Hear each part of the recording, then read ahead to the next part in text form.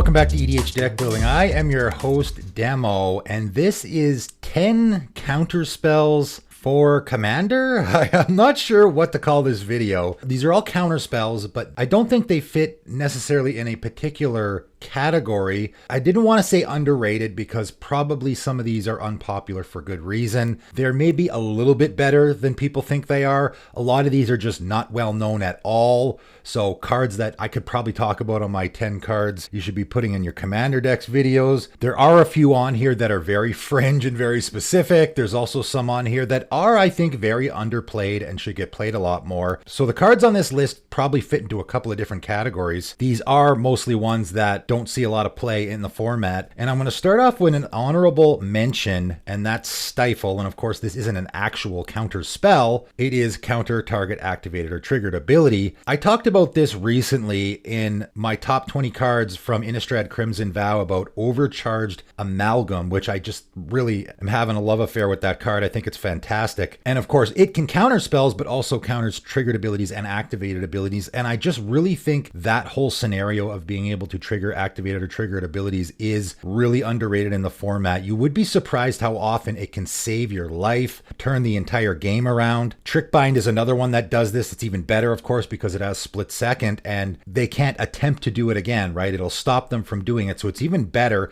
but Stifle's only 1 mana, and just saving 1 mana. And if your opponent plays a Craterhoof Behemoth, you counter that triggered ability, right? For 1 mana, now that Craterhoof Behemoth just becomes a 5/5 creature for 8 mana. Aetherflux Reservoir, again, another common win con in the format. That's an activated ability. So now that this just becomes 1 blue mana, target opponent loses 50 life. I think these cards, these types of effect, right? Bind is another one that is in mono green that just does activated abilities, right? Effects like this, I think, could go in a lot more decks because they really can save the game for you from time to time. But getting to the list, and I'm starting out with a really interesting one, Mage's Contest. And this is one that I came across when I was doing research for my 10 cards videos, and I thought I didn't really want to mention it there because it is very fringe. I thought this would be a good place to bring it up. 1 red instant. So it is a red counterspell, which obviously it deserves some attention for that alone. You and target spell's controller bid life. Okay, so they're going to cast a spell. Obviously, it's something you want to counter, and you're going to cast this targeting that spell. Start the bidding at 1. In turn order, each player may top the high bid, right? The bidding ends if the high bid stands. So basically, you're just going to bid life to see if that spell gets countered. The high bidder loses life equal to the highest bid. If you win the bid, counter the spell, right? So you're going to bid life. And I mean, I know this doesn't seem fantastic, but if you think about it, if you're going to lose the game, you're going to bid any amount of life, right? If this is just going to be, you know, an expropriate or again, that Craterhoof or something like that where you're just going to lose anyway, why not just bid 30 life? It just becomes,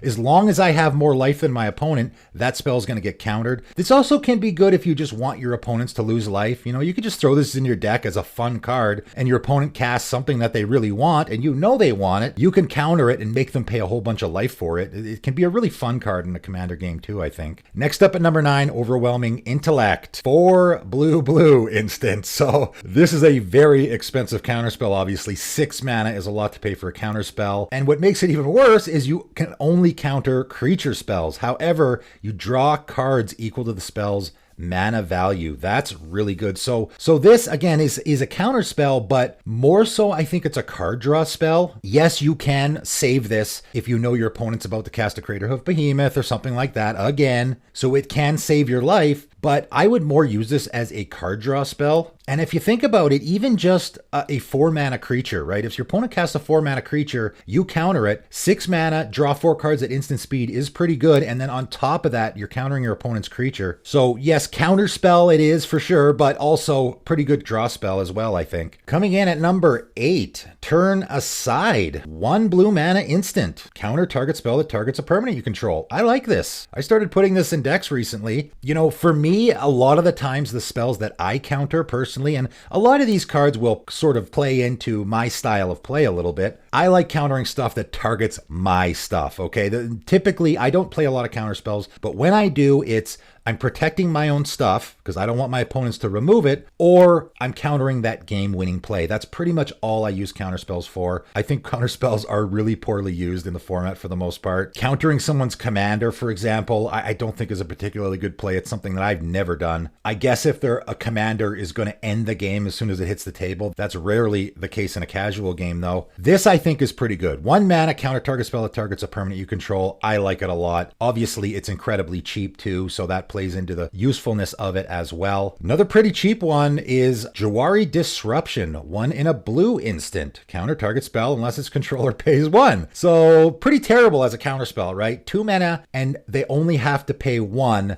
And then they get it through is really bad as a counterspell. But of course, being from Zendikar Rising, this is an MDFC land. Jowari Ruins on the back, enters the battlefield tapped, and you just tap it to add a blue. So, man, in a mono blue deck, again, I'm sticking this in all my mono blue decks now. Basically, what you have is an island that, okay, yeah, it enters the battlefield tap, but can save your life at some point. Early in the game, obviously, I can just play it as a land. Later in the game, I got enough lands. I'm just going to leave this in my hand. And a lot of the times I do find when someone casts that expropriate, they are going to tap out for it, right? They're going to wait until they have enough mana to cast it. They get to their 9 mana and then they completely tap out and cast it. And man, 2 mana to save yourself from an expropriate seems amazing. I'm not saying it's going to happen all the time, but again, if it doesn't, this just becomes a land. So really, there's not a lot of downside here. Coming in at number 6 from the brand new set, Innistrad Crimson Vow, 1 blue mana again. Instant, of course, counter target spell. And then in brackets, that wasn't cast from its owner's hand. So this is the new cleave mechanic, and it has cleave 1 blue blue. Didn't love this mechanic from the set. None of the other cleave cards really interested me at all. This was the only one that did. It wasn't quite good enough to make my top 20 list though from that set. I think it's worth a mention here though. So basically what happens here, right, with the cleave mechanic is you may cast a spell for its cleave cost. If you do, you remove the words in square brackets. So 3 mana, if I pay the 3 mana, I just counter a spell, right? So it becomes a cancel, which is not great. I would never play a cancel in a deck personally, but I like the versatility, right? 1 mana to counter a spell that wasn't cast from its owner's hand is really good, and that does happen quite a bit in a commander game, I believe. In fact, it's happening a lot more. Casting stuff from exile, casting stuff from graveyards. I think there's a lot of situations where this is going to be usable for just that 1 blue mana. Again, just like with the Stifle, I think you can keep this in your hand. As long as you have that 1 blue mana up, I think you're definitely going to have a situation where this can be really good. Coming in at number 5 is Render Silent. 1 white and 2 blue, so a 3 mana counter spell. But after you counter that spell, its controller can't cast spells this turn. This is kind of a one that I've liked to put in deck. You know, whenever I make an Azorius deck, I put this one in there. You know, I'm gonna throw a few counter spells in the deck. I like this one. I know people think maybe it's not that great. If you just compare it to a regular counter spell, yes, it cost 1 more and you gotta pay the white, which really isn't that big of a deal if you're in an Azorius deck. I wouldn't probably play this in any deck that isn't Azorius. But in an Azorius deck, most of the time when I've cast this spell, my opponent's pretty bummed out, right? Obviously, you're going to save this for the person that's going to work really well against, the person that you know is probably going to cast more than 1 spell a turn. It is a hard counter spell, and that added little bonus can be really good sometimes. Coming in at number 4, Abdur. And this is one that I definitely think could see a lot more play in the format. 1 blue mana again. Sacrifice a blue permanent counter target spell. So this is a hard counter spell. Just 1 blue mana counters anything. Period. But you gotta sacrifice a blue permanent, and man, I just think in a mono blue deck, that's not that difficult. And again, if you're saving your own life, you could sacrifice anything and it would be worth it. But I think it's particularly good in any deck where you're making tokens. If you're in any deck that is blue, that is making blue tokens, and there are a bunch of them. In a Talron deck, I think this is fantastic. In a Dika deck, same thing. Just sacrifice one of those tokens and you get to pay 1 blue mana to counter any spell. I think it's pretty darn good. Coming in at number 3, Burnout. And this is one I believe I mentioned on my 10 cards video already, but I'm giving it another mention. 1 and a red instant, counter target instant spell if it's blue. and then you get to draw a card at the beginning of next turn's upkeep. So yes, it only hates on blue, but I know a lot of people that play Pyroblast and Red Elemental Blast. It's an auto include for them because the chances you sit down at a game where no one's playing blue is incredibly unlikely. And especially if you're in your playgroup, right? If you're in your playgroup, you know you're going to have people playing against you that have blue. This one I particularly like. Counter target instant spell if it's blue. So it's only blue instants. But of course, that's all the counter spells. So this is an anti-counterspell spell. Also, everyone's least favorite card in the format, or one of anyway, Cyclonic Rift, is a blue instant spell that this counters. So if you really hate those Cyclonic Rifts, this is a way to stop it. The added bonus here, though, is the wording on this card is very specific in that it is still usable. It's not a dead card if no one's playing blue, right? What it says is counter target instant spell if it's blue. So that means you can still target things that aren't blue. If you're not playing against any blue decks, you can still use this as a cantrip because it has that draw card, so it replaces itself. So your opponent casts a Path to Exile, you can counter target instant spell because Path to Exile is an instant spell. Oh, but is it blue? No, it's not. So it won't be countered, but you still get to resolve this so that you get that draw card at the beginning of the next end step. So it never is going to be a dead card unless you're playing in a game where nobody has any instant spells at all, which I think is impossible. Coming in at number 2, Withering Boon. 1 and a black instant, and I really love the off-color ones. I have a few of them in this list. You can also go check out my off-color removal list that I did a long time ago, which has some other ones, has a couple of white ones as well. You can even check out my Firja deck tech, which I did, which was a sort of off-color control deck where I did a lot of this. Had Withering Boon in there, had a lot of white and black counterspells and lots of fun cards like that. So as an additional cost to cast this spell, you pay 3 life.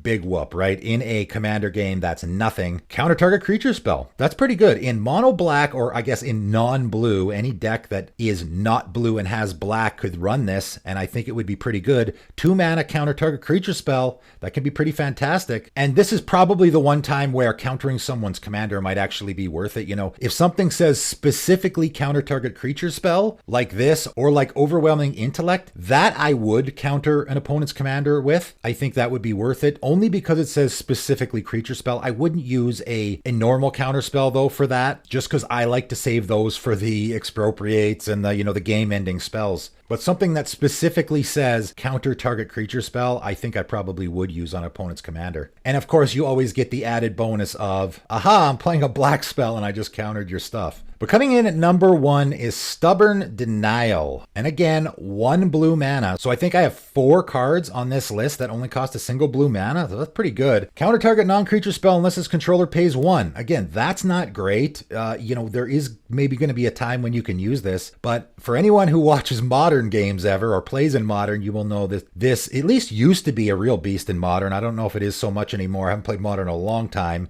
Because of the Ferocious. If you control a creature with power 4 or greater, counter that spell instead. So it just becomes 1 mana hard counter spell for non-creature spells. And again, for me, that's 90% of the time what I am countering is non-creature spells, because non-creature spells, you know, other than Craterhoof Behemoth, the Aetherflux Reservoirs, the Expropriates, those are the kind of cards that are going to end games. Rise of the Dark Realms, Insurrection, stuff like that. Also, the stuff that's going to be targeting my stuff, the Path to Exiles and the removal, also are non-creature spells. So for me, 90% of the time, I'm countering non-creature spells anyway. This to me is the one in this list that really I think could see a lot more play for sure. If you're in a deck where your commander has power 4 or greater, I think this is definitely a card that you can just throw in there. I mean, even if you just think about it like I'm going to protect my commander, right? If your commander's in play, and a lot of people, of course, will do this with Fierce Guardianship, right? Fierce Guardianship is used a lot of the time to, I'm just going to protect my commander because it's free. This is just 1 mana, I protect my commander. Almost all the removal you're going to see is going to be non-creature. So maybe wait 1 extra turn to cast your commander, then you'll have 1 blue mana left open to cast your Stubborn Denial, and if your commander has 4 or greater power, you'll be able to cancel any removal that comes its way. There is 153 commanders in the Commander format that are blue and have a power of 4 or greater. So that's a lot of decks that this card could be going in. And a lot of commanders that I think you probably don't want your opponents touching, right? You think about an Atraxa, just an example. Now, once again, the second most popular commander in the format, Atraxa just won't go away. That's a deck where you have 4 colors, so you're not going to have a lot of double blue and stuff like that. It's got that power of 4, and it's also a commander that people want to remove all the time, right? And that you probably want on the battlefield.